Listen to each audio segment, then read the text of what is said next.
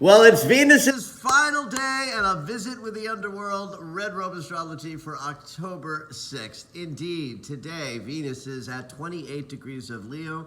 That's where she started this journey off, and it is complete.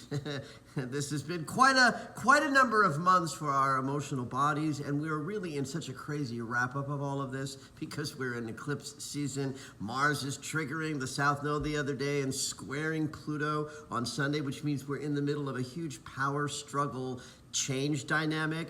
And so with Mars touching in with Pluto, and now today, Venus hitting the great eliminator angle with Pluto before she finishes her retrograde. Now, that's interesting because when she started her retrograde and turned around, Pluto was in Aquarius, but he was moving backwards because of retrograde. And now, just as Venus is finishing up at 28 degrees of Leo going, I taught you all a little bit about how you give and receive love. Let's dive into the basement, though, first. Just in time for eclipse season, the third quarter moon and Mars squaring Pluto this weekend. So this is a transit of releases, endings, deaths, and shadow work, right? The great eliminator angle from Venus allows us to release the patterns we've been working on for months. In fact, I'd say that this was just a passing transit. It'd be a very intense emotional day. But because it's built into eclipse season, Venus's retrograde, there could be some important emotional releases that peak today and all week.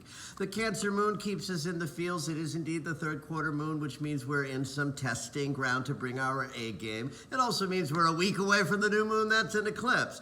There's also a sextile from the moon to Jupiter, so there's some expansive confidence that will be helpful if change is afoot. There's a square from the moon to Chiron, which means wounds could be up, and a sesquus square to Saturn means there's some frustration and blockages and definitely some lessons. When in doubt, let it go, especially if your emotional comfort is in question, and have at it.